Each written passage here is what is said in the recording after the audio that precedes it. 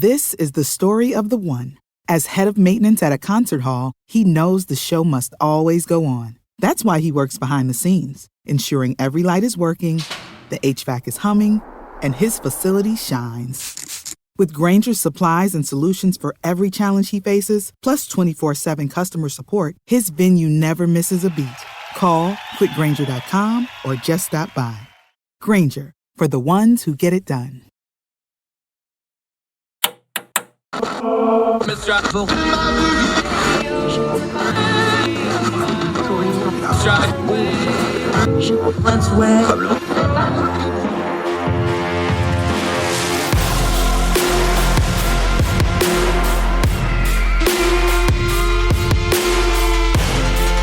your host, Andrew Donaldson. This is Heard Tell. So you might have heard tell that it's 4th of July and Independence Day in America, and like a lot of families, our family's going to go get together. And it's going to be a really special time, especially after a year plus of pandemic and protocols and social distancing and having to be cautious. Last year's 4th of July just didn't quite feel the same. So like a lot of people in America, it's really time to enjoy ourselves, but also to reflect a little bit. Well, the other part of our Independence Day, where America celebrates their independence from being a British colony, we thought it'd be fun to take this time of thankfulness and reflection and talk to one of our friends that are British, our buddy Ben Harris from across the pond. So this episode of Heard Tell is going to be from up yonder in West Virginia, where I'm celebrating my family, to over yonder, to London, England, where Ben works in politics. He works around the halls of Parliament and power, and to kind of get an outsider view of some of the things we've been talking about in American culture and politics. We'll talk about some of the differences. We'll even talk a little bit of soccer, football for those folks, and how things like racism in sports and politics and culture over there is different than it is here, how their system of government's a little different. And we'll also talk about how the special relationship between England and America has always been there, and how we need to do some things with some of the political and cultural challenges today to make sure it stays that way.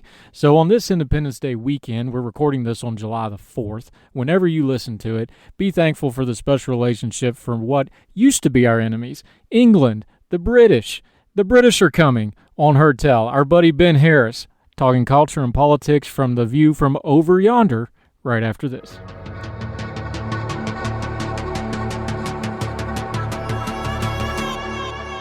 And I'm thrilled to be joined by our friend from over yonder across the pond, Ben Harris. How are you, sir? Good, thank you. Thanks for having me on. It's good to I've sort of listened to clips of yours before, and it's good to be on here. I'm thrilled you took the time for us. It's kind of cool because we've actually been trying to get together for a couple of weeks, but it just worked out. We're doing this on the 4th of July, so it's kind of interesting on the 4th of July to have the over there perspective of what's going on in American culture and politics. Let's just start right there.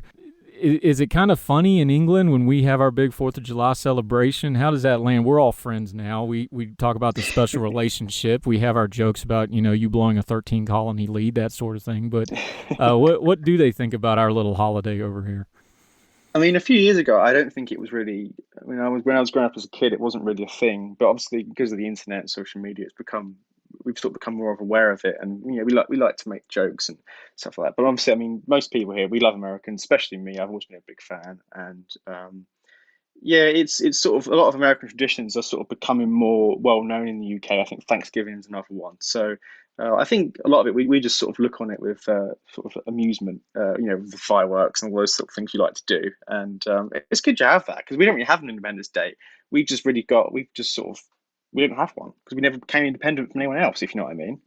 Right, and a lot of people don't realize in your parliamentarian system, you don't really have an equivalent to our constitutional system. Y'all kind of change it as you go, so it's more of an amalgamation over history of how the English parliamentary system has been built up, as opposed to us, where we kind of have a hard and fast date, and then we have our founding documents. It's very different for the British people, isn't it? Well, ours is officially, it's funny, it's officially sort of unwritten, but there'll often be references to things being constitutional, not as much as over there, of course, but we do talk about things in a constitutional aspect. So that's quite confusing. And honest with you, I work in politics and I probably couldn't tell you what would be classed as constitutional and what wouldn't. It's as you said, it's just a complete amalgamation. I think there's lots of basic tenets of it, and many things are similar to the US, freedom of speech, that sort of things, but there are differences as well. Now, it's interesting, too, for us to watch from the outside before we get your opinion on us. Mm, A lot of people first kind of found out about this stuff watching the Brexit thing over the last few years. I know yeah, me and one of my kids, we'd always listen to Prime Minister questions on Wednesday morning because that's right about the time we did the car line at school. So we'd always listen to Prime Minister questions on Wednesday. that's right. Yeah, it's Wednesday at 12 o'clock. Yeah, Yeah, but every Wednesday. that's the thing that was so different was the reason they discussed some of that because whatever Parliament passes, that's with some exceptions with the higher courts and stuff. That's pretty much the law, and that's pretty much it in the Yeah, British yeah. system. There is no separation of powers. So you have the government, and they're all the ministers. So, for example, like our equivalent of your Secretary of State, Defence Secretary, they're all MPs, and the Prime Minister, of course, is also an MP. So they have their own constituencies, and it's all part of one. And there isn't as much. If a government's got a big majority, there isn't as much. They don't need to do things like pork barrel. They don't really need to do much trade offs. They're just steamroll through what they have because that's how it works. Of course, it has benefits and also has drawbacks. And one of those drawbacks, of course, is you get something like the Brexit mess, which seemed to drag on for forever. It took, what, 3, 4, 5 years now. But then one of Yeah, the positives of it is you can do something like Brexit, where they finally got it done and they completely changed something, even though it took 2 or 3 years to do it. Before we get back to American stuff, it's been a year and a half, almost 2 years now. How's the Brexit stuff landing? I know they're working right now on some of the foreign policy stuff, and foreign aid's a mm, big thing in Parliament right now going on. But just that's general right. Yeah, public, has it died down? Is it still kind of a smoldering ember waiting to be it's. flared up again? How's it landing locally in England? I think it could be a potential flashpoint. It's something that could always come up again in future, but I think it's nowhere near as big as it was. I mean, I'd say probably from that entire period, especially sort of 2017 to 2019, that general election, there was complete deadlock. Not just in terms of the parties, because obviously, as you know, we had an election and it was a hung parliament. It was just deadlock everywhere. It was deadlock in Parliament. Parliament itself, I think it could agree that it didn't like the Prime Minister's deal, but it couldn't agree on anything else. And as a result, we had a sort of year or two of just pure deadlock, and it was just a nightmare. And it dominated politics, dominated society. It has died down now. The issue itself is a constantly changing thing. Brexit will never be done as such, but it's it's at least now been put onto the next stage, whereas before it was just completely stuck, and we didn't even know if it was going to happen. There was talks of it being overturned or a second referendum, and it was just pure uncertainty. At least now we have, as Donald Rumsfeld said, we have known unknowns. Before it was unknown unknowns, if you know what I mean. Yeah, nice reference to the recently departed Donald Rumsfeld.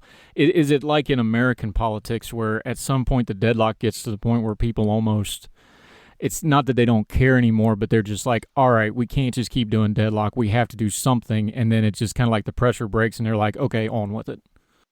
I think that's what happened with the election. The second election, so the first election was the first snap election. So this was an election that wasn't planned. The Prime Minister sort of called it. The one that Theresa May called in 2017. That was before all the Brexit stuff had sort of debate had been had, and that's probably why there was a hung Parliament. Whereas when Boris Johnson did his 2.5 years later, everyone was so fed up, and obviously Corbyn was very unpopular. And I think that his whole "Get Brexit Done" message which was what the election was fought on. That was what allowed him to get such a big majority. That was such a powerful motivator. I think people just wanted it done and sorted. And obviously, you can disagree or agree how well it's been sorted, but it's been, at least, as I said, moved on to the next stage now. Yeah. All right, fair's fair. Time for you to give us a little grief. Our president just spent the better part of 2 weeks over yonder with you folks in Europe. The Hmm. G7 conference, which has 8 or 9 people in it, but that's another matter for another day. How's it been landing over there? We had our mess with our own elections, the real messy after election stuff, the January Mm. 6th stuff with the Capitol stuff, and the riots that occurred. How is the perception of our friends over there of American culture and politics right now? We've got about 6 months of Joe Biden, somebody who's very familiar with the press over there because he was vice president for 8 years. I think when he Yeah. met the Queen the other day, I think they said it was his sixth meeting with the Queen. So somebody that's very familiar name-wise to you folks. How's Mm. it been landing the last 6 months or so as they view American culture and politics from afar? I think it's gone back to the Obama days. And of course, I've always said this when it comes to American politics here, at least since the Bush days, it's always been a case of that. sort of a Republican is sort of viewed as by default as being bad, Democrats good. And now, of course, me personally, I liked Bush, I didn't like Trump, but it was that it followed that pattern. It was a case of it was sort of viewed as American politics was viewed as a circus, and I think in this case it was justifiably viewed as a circus under Trump. Whereas now it seems to be. It doesn't get as much coverage anymore. It's just taking a back seat. Biden, of course, is a known quantity. He's more predictable, which of course is good in some ways, bad in other ways. I think if you poll people on Biden, most who have heard of him would say they liked him. They probably couldn't tell you why they liked him, but he's obviously just seen as a dining down from Trump. I mean, personally, I don't mind him, I guess, but I don't think he'd be a great president, but he's more nondescript. He's hard to have an opinion on, really. He's quite bland, which is probably in a way a good thing in these days. Does he come across to folks that are not Americans overseas as just kind of, he's just kind of the medium of what we perceive American to be and an American president to be? Is it that sort of a thing? Yeah, I mean, in every way, he looks like an American president, and I don't mean that in a good or a bad way. He just looks like a sort of a nondescript sort of American president you'd see in a film or a TV show. And I think it's coming across that way. As I said, it's not really getting much coverage now. Biden he's known. I think he's known for his Irish sort of comments and links, and there are a few on the right here who sort of view him as a sort of secret IRA sympathizer, which I think is nonsense. But on the whole, I think most people don't have strong opinions on him. He doesn't elicit that kind of opinion that Bush or Trump did, or even to an extent Obama did. Because people here love Obama. I don't really understand why, but they love him. Whereas Biden, I just get the impression people just are sort of meh about him. Do they follow America? I know American pop culture is kind of omnipresent in the world right now, especially since the social media age. But is it one of those things where it's kind of like the crazy cousin almost? It's like, all right, we want to see you from time to time. We just don't want to hear about you constantly. And it felt like the last 4 or 5 years, it was just not even agree or disagree. It was just like, okay, just settle down. We don't want to hear any more for a while. Yeah, I think it got to that point. But of course, the thing is, politics-wise, it was seen as sort of an interesting sort of TV show for us, for a lot of people. But interestingly, there's, of course, beyond politics, there's a sort of cultural discourse, which a lot of people over here actually are becoming annoyed with, is that it's sort of coming over from America. So you've got American racial sort of discourse. A good example is the police. So for example, here, there is very, very, very few examples of police killing anybody. It just doesn't happen very often. And police violence although there are issues with the police, it's not the same as in the US. It's a completely different dynamic. But last summer, we had a very similar dynamic to the whole Black Lives Matter thing. And it just wasn't really applicable here. It didn't really carry over. And I think a lot of people are sort of, this stuff is coming over. And obviously, it's not Americans' fault. It's social media. You guys aren't deliberately sending it over here. It's just coming over. And I think there's this view that there's a lot of stuff in American culture which is sort of fusing with our culture. And it's just causing a lot of confusion, I think. And that's where you get things like the English national team taking a knee and people booing. And then folks had to try to explain, like, no, this is why they're booing them taking the knee. It's this and this, and the rejection of why. That's complicated because people just see it. They put the two things together and they don't understand there's a cultural problem there because there's a disconnect. I mean, the problem at first was that when it first came over last year, they had Black Lives Matter on the shirts. They had the logo on the side of their shirts. It went full on, and it was sort of intertwined with Black Lives Matter as a political movement. And then later on, there was more attention brought to racism in football, as it should be, because racism in football is still a problem. It's not gone away. And now it has become a more generalized. And I think the route they should have gone down from the beginning was, let's make it about racism in football. Not, obviously the issues in America are important, but what's more applicable to here is the racism in football. And that, I think they made a mistake by how they put it across. But certainly now, I think the booing and the knee taking, I just think it's a bit silly. I mean, personally, if they want to kneel, then that's fine. That's their choice. It's 2 seconds before a game. It really doesn't affect me. I'm really more concerned about who's playing and how they're playing. I don't really care if they kneel before the game or not, to be honest with you. And the policing actions, and now they had the big scandal with the young lady. They had I forget her name. Sarah Everett, and there was accusations of corruption, and they can folks can look that up on their own. It's not that there isn't issues with the police in London and elsewhere in the UK. Yeah. It's I guess the point was they tried to make something that would be universal for social media instead of specific to the actual issues in the various areas. When policing in the UK is very, very different than policing in America, especially in That's London. right. Yeah. Because Yeah. London It's a police different is its issue. own. The London police is actually, it's almost just like its own little country. Explain that to folks because they don't understand. Like, London's such a big city, but the police force and the way London is governed is really, really unique in how the rest of the world works, isn't it? Well, with police in the UK, it's quite confusing because you've got, for the most part, it's counties.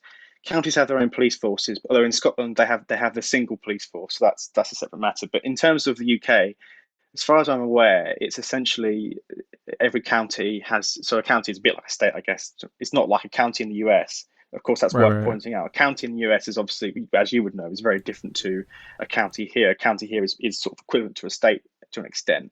So every county will have its own police force, but London's got its own police force. So it's, but I think also Manchester has as well. So it does vary, and London is governed sort of. It has its own powers that say other cities don't. So, for example, there are lots of cities in the UK which are still run by a local council, whereas London has its own assembly, and I think they in turn has its own mayor who has its own powers, and the mayor of London has got a lot of powers over certain sort of things, and it runs differently to how a ceremonial mayor of another city, because a lot of mayors here are just ceremonial, whereas London they have real control over things. And police, of course, the Met Police, they have their own remit, they have their own budget, and it's separate from other police forces. And it's quite confusing. But as you said, the police here have their own issues. The Sarah Everard case was a perfect example of that, and that was a more British example. That was organic. That wasn't just sort of something that was transplanted over. That did that was an anger over the way so many sexual assault cases just go unconvicted or uninvestigated, and that was a real issue. And that is a universal issue. It seems like if you want to get a universal one, that's a good one to do because we certainly are seeing it here. We see it. I know locally where I live, there's been a massive school scandal in the Wilmington, New Hanover County school districts of the school system covering up abuse. Of course, you have it in church groups. We just saw it in the Southern Baptist Convention, the Catholic Church School, and in government too. So if you wanted to have a universal issue, that would seem like a good one to start with, especially where it comes to police. That So is a good point, yeah. But of course, what the issue that did come over was the whole sort of police targeting of minority groups, which, although I think it does still happen in the UK, obviously, the extent to which it's institutionalized, as far as I'm aware, is nowhere near as widespread. And as of course, as I said, when it comes to police killing people, people dying at the hands of police is quite rare here. yeah, but we do see, I watch, I'm a football, soccer for us fan. Yeah. I've seen it. It happened. Actually saw it in person in Germany years and years ago. Oh, You, hooliganism. yeah, you don't see it. The first time I was in Germany was '01 to '04 kind of time frame when the hooligan stuff was really not good. I've seen where they had to do completely closed stadiums and having games just because of racism. That's not something you actually see in America where it's like we have to Yeah, clear the that's whole true. stadium out. But that That's still very good. occurs a lot of time in Europe, especially in some of the Eastern Bloc areas, doesn't it?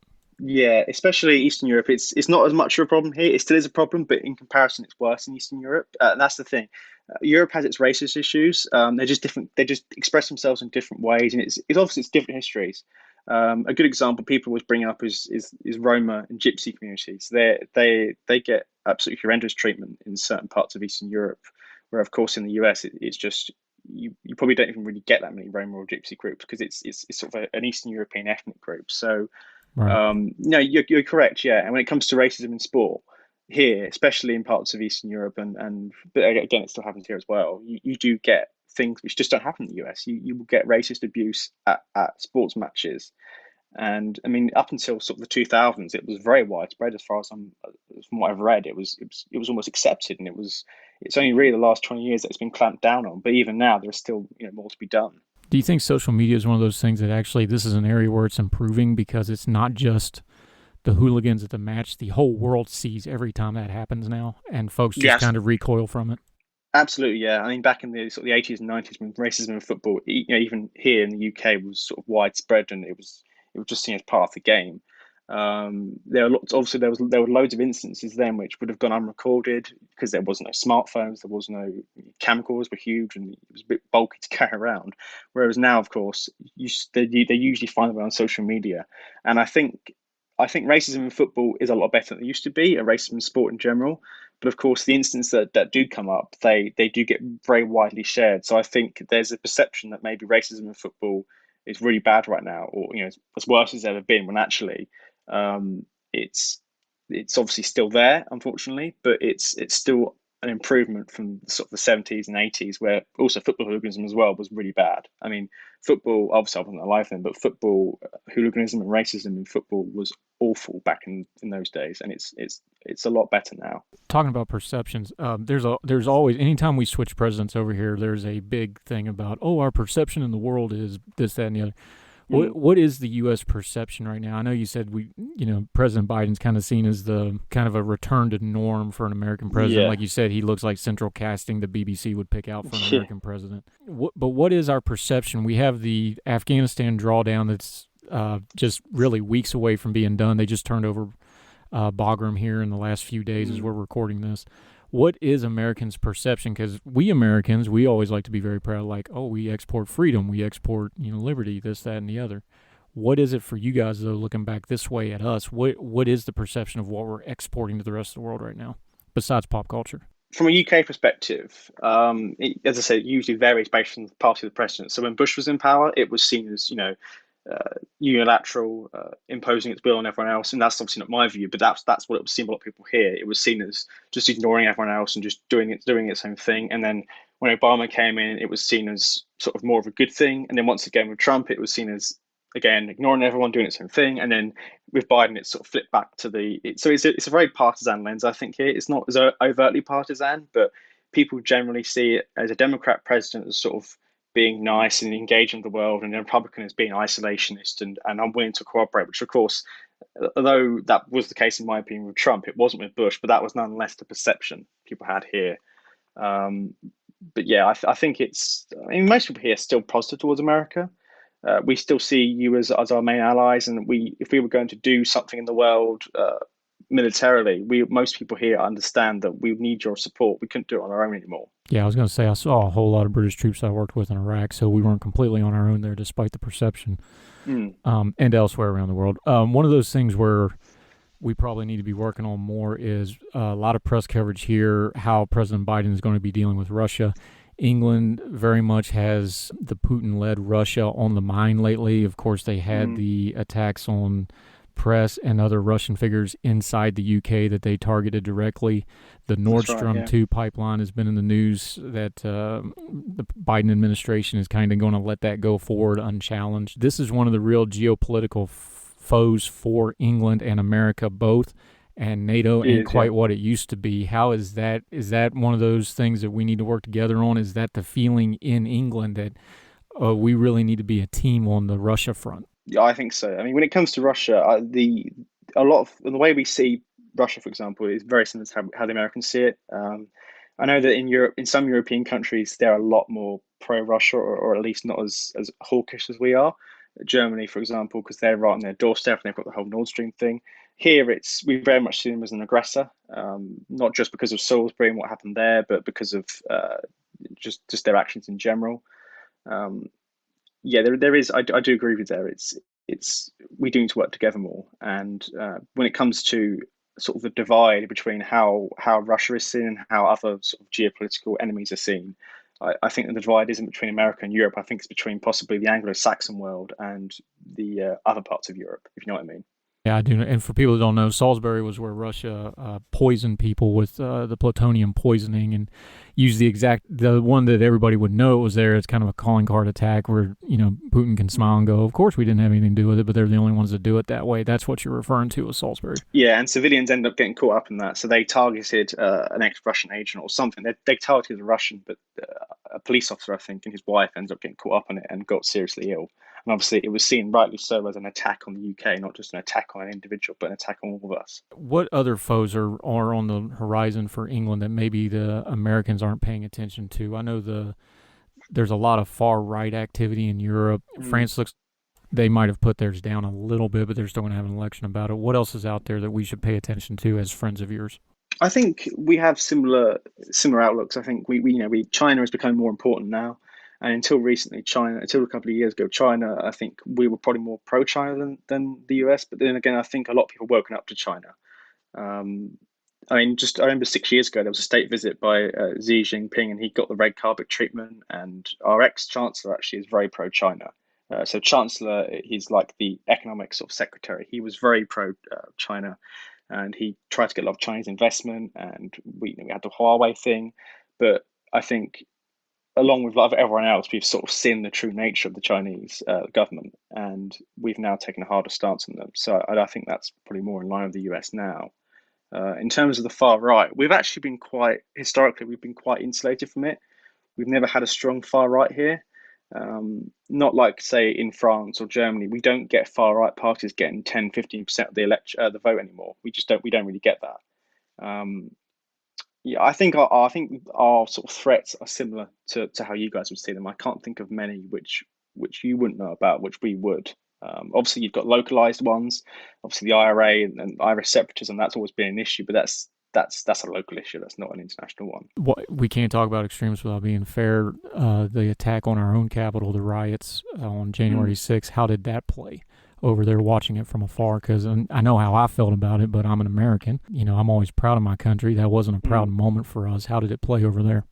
No, it wasn't. I mean, obviously, for me, as someone who's always been very keen in America, I was horrified by it. But likewise, people who aren't as into politics as I am, it was seen as quite bad. I mean, the scenes of just what happened, it was no, I didn't see many people supporting it. Put it that way. It was. I think most people saw it for what it was. It was an attempted insurrection. It was disgraceful. Um, yeah, it was seen as very bad, and I think it's a shame actually because it will always go down as that dark stain on America's history that day, and it's a real shame because I don't want people to associate that with America. I think America is more than that, but people will inevitably and understandably they will associate that now with America and American democracy. Now, I say that way that, there was some people there that was there for the insurrection. There was a bunch of people there just caused trouble. It's a complicated thing, but it's a horrible look. It's a bad thing for my country. Mm. We're saying all those things, and I know you're a American sympathizing and you're a good friend of ours, but just a general European, are they looking at that? Are they shocked because it's America and they thought it was better, or is it that kind of a reaction, or what was the reaction to just the common person of like, really, them too? I think that is sort of there's a view over the past few years which is sort of America is now more unreliable. Personally, I don't necessarily buy that, but they sort of see the political upheaval in America, and it's America is sort of seen as a more just unreliable. I think it's a view in Europe is quite common now, is that sort of the EU is becoming more integrated, and it's sort of seen as well, America's got their own problems, we need to sort ourselves out. Obviously, the UK is no longer in the EU anymore, but that's quite a common view you hear now. It's more becoming more common to hear European politicians say that they need to sort of go their own way, and they shouldn't have to rely on America anymore. How realistic is that from somebody? You're in the halls of Parliament professionally. You're kind of plugged in. How realistic is that from England? Is there a fear that you're going to kind of wind up getting stuck in the middle with a Europe drawing away from America and still needing America, but still needing Europe too? I mean, we've always had that. I actually did my dissertation on this, my postgraduate dissertation. I did it on the US UK special relationship. I teed that up good, didn't I? Yeah, it was quite good. This is post Cold War. This was actually done 2015, so it was just before Trump and it was just before Trump, just before Brexit, just before things got really crazy. But historically, we've always been a bridge to Europe. Between America and Europe, because we have that different connection, because you guys are essentially descended from us, as it were. At least that's the way I see it. Politically, the US is sort of a descendant of the UK, and there's always a fear of us. What is our place in the world? Because we used to be obviously this huge empire. We know we're not anymore. And a lot of Brits, there's been an ongoing struggle for decades to sort of discern where exactly is our place in the world. Where should it be with? Some would say with America, some would say with the EU, some would say, apart from not both of them. Me personally, I would say we should be more towards America, and I think, but of course we shouldn't forget that the EU is always going to be, and Europe in general is always going to be on our doorstep. They're always going to be a big trading partner. So it'd be foolish to just completely cut them off or be antagonistic. I mean, the EU as an institution, I'm not keen on, and I do feel they are quite antagonistic themselves. But we mustn't forget, of course, that Europe, they're our allies and they're not enemies. So yeah, it's just navigating that balance, and I think us being out of the EU does change things somewhat. But at the end of the day, the sort of geopolitical realities of the world are very much similar to what they were before Brexit. So um, yeah, I think it's just maintaining the balance between them. But I would always be in favour of staying close to the US because their values are very similar to ours and their interests are often very similar to ours. Not always the same, but what's good for the US is usually what's good for the UK and vice versa. Yeah, well, to end this on a happy note, I'm going to go to a big old cookout here in about an hour to celebrate the fall of the empire. No offense, but here's your shot. Everybody's always, we're big on food. We do the Twitter Supper Club. Here's your shot. Everybody's always bashing British food. I think it's unfair. I've been to England a couple of times. I found the food to be pretty good. What's the American food that just absolutely recoils you, and you're like, my God, what is that thing? When you look at it, like, what are you people eating over there? I'm just trying to think. To be honest, I'm quite picky when it comes to food, so there's probably lots of British food and American food I'd recoil from. Um, I have to say I'm not a big fan of cheese or the kind of cheese you do over there. So, for example, I'm going to get absolutely slated for this, but I'll admit it. I don't care. I went to Philadelphia a few years ago and I ordered a Philly cheesesteak Oh without no. the cheese, and the look of Without disgust wait, wait, I wait! got. You ordered a Philly cheesesteak were you at Pat's or Geno's or? I was actually in the airport. I'd Oh forgotten no! to get one before, but I was in the airport, and she still gave me a look of absolute disgust when I said, "Can I just have no cheese, please?" You ordered a Philly cheesesteak in Philly at the airport from a Philadelphian local and asked for no cheese. Yeah, that's right. Yeah. Oh man, I don't think since Concord and Lexington has it almost come to blows like that. No, I That's mean, I pretty know, I bad. know that Americans. And then there's that woman. I think she was an American in the UK, and she was doing this thing with tea where she was, I don't know, she was doing it funny. She was microwaving or something. A lot of people here didn't like that. Personally, I didn't care because I don't like tea. Tea is just all the same to me. I don't drink tea or coffee. So you guys can butcher tea all you like as far as I care. I drink a little bit of tea, but I'm not allowed to have coffee because of GI issues, and I don't really like coffee anyway, so it didn't bother me. But I use the Keurig. I'll just be upfront. Yeah, yeah. Keurig, honey, a little bit of milk in it. I can do a little tea from time to time, but But I have to say, the American perception of British food, I don't really know where it comes from. I mean, I wouldn't say our cuisine is the best in the world, but it's yeah, not it's bad. good. And certainly things like beans on toast, that's not as common as people might think it is. I've No, never had it myself, but it's not. Yeah, it's roast dinner is what roast dinner and fish and chips is what you should think of when it comes to British cuisine, not beans on toast. and for me, where I grew up in the country, with like I'd send out pictures on my social media. We had hot dog toppings out of the crock. But it's more like if you grew up with country food or what we call comfort food in America, it's a lot of Mm, stuff similar to that. It's kind of make do with what you got. Sort. It's good. It's perfectly fine. It's not hot cuisine kind of and that's the French hot, not the yeah. hot.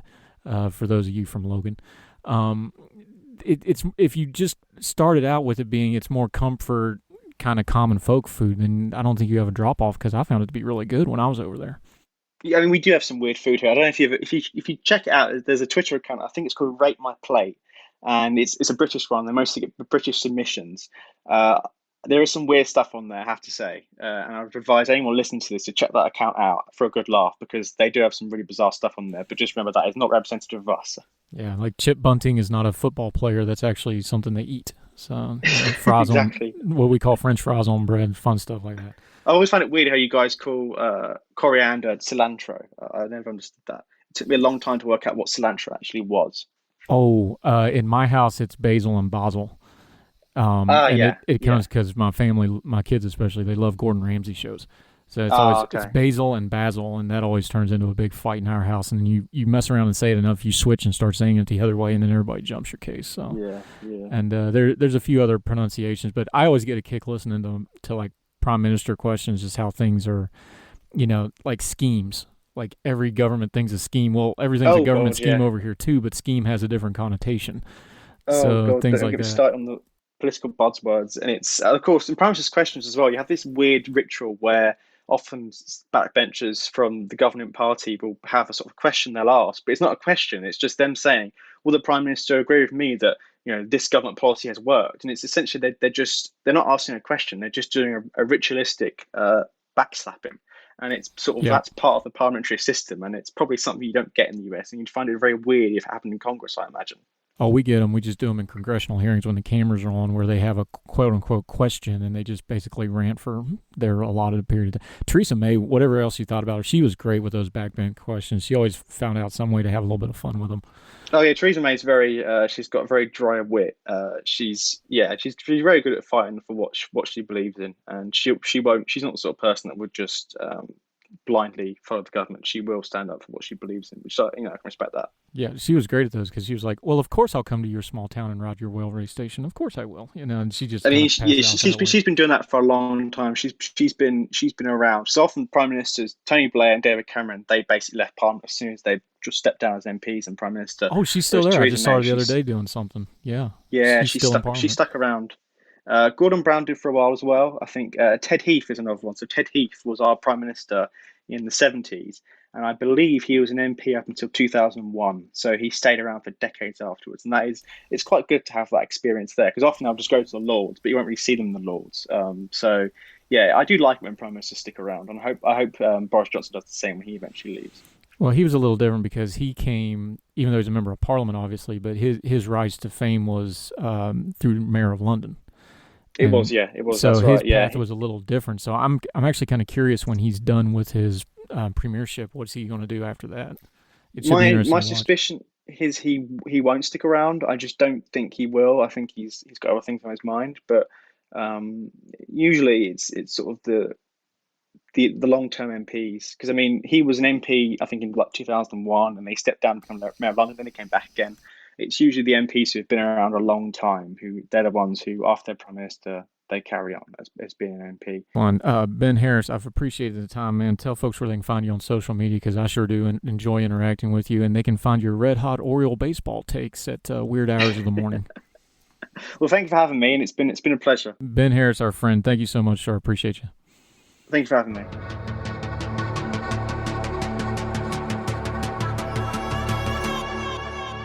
It's really interesting. Every time we do an episode of Heard Tell, that the more things look like they're different, the more you start seeing a little bit of similarities. And when it comes to the British system of government and the American system of government, there's a whole lot of differences. But there's also quite a few similarities, and not just because America came from England and we borrowed some of the principles from the English system to our own and added a lot of our own spins on things like liberties and freedoms. A blast to talk to somebody like Ben, who kind of sees our politics from a completely different point of view, and from viewing it from over there in his own culture and his own country, and from a position of friendship, because America and England have been such close allies and friends for many, many years now. It's always good, no matter how much we love our own country, and we do, especially on this 4th of July weekend when we're celebrating so much and appreciating getting all those freedoms fully back that we can enjoy with the end of the pandemic stuff, to look at it from an outside perspective and understand that things like our perception in the world really do matter. When we say things like America's the greatest nation on earth, or we're the shining city on the hill, or America exports freedom and liberty, we need to make sure those things actually mean what they mean. And when we have our own troubles, which we're always going to have, we should understand that those sorts of things matter to a wider world that looks to us to be a beacon of freedom. And in some ways, we're not doing a great job of that right now. So it's good to have an outside perspective. Friends hold each other accountable, and we should be a little bit of humility to understand that when we do something really, really off the charts bad, when a friend tells us we need to adjust, we probably can listen to them a little bit, and we want to tell them that we're aware of our own problems, and we will do better. Part of our Independence Day, we can appreciate all our freedoms and understand that we still got some work to do to make sure the future generations enjoy every bit of the freedoms that we have today, if not even more, because that's what we really ought to be having. Let it never be said that America is lacking in freedom. That's it for this edition of Heard Tell. We really appreciate all the kind words and gestures we've been getting in the feedback. You can find us at Heard Tell Show on the Twitter, heardtellshow@gmail.com if you want to email us. You can also leave comments wherever you're listening to this podcast. The YouTube page is a great place to leave comments. If you go on the YouTube page and listen to all the full episodes that are on there, leave a comment. We will respond to it, answer your questions, give you feedback. It was great when we first launched the YouTube page where there was folks on social media counting off, I'm number 1, I'm number 31, and things like that. You're a great audience. We greatly appreciate you. As long as you keep listening, we will keep making these programs. Now, there's a lot of exciting news after we get past the 4th of July holiday. We'll be bringing that to you shortly. Big changes that's going to be coming to this little platform, and we're looking forward to doing those for you. So until we talk to you next time, we really appreciate you checking out Heard Tell. Tell a friend about it. Leave comments, leave ratings. Most of all, wherever you and yours are listening across the street or around the world, thank you so much. Y'all take care of yourselves and each other until we talk next time. All the music on Heard Tell is provided under a Creative Content license from monstercat.com. This is the story of the one. As head of maintenance at a concert hall, he knows the show must always go on. That's why he works behind the scenes, ensuring every light is working, the HVAC is humming, and his facility shines. With Grainger's supplies and solutions for every challenge he faces, plus 24/7 customer support, his venue never misses a beat. Call quickgrainger.com or just stop by. Grainger, for the ones who get it done.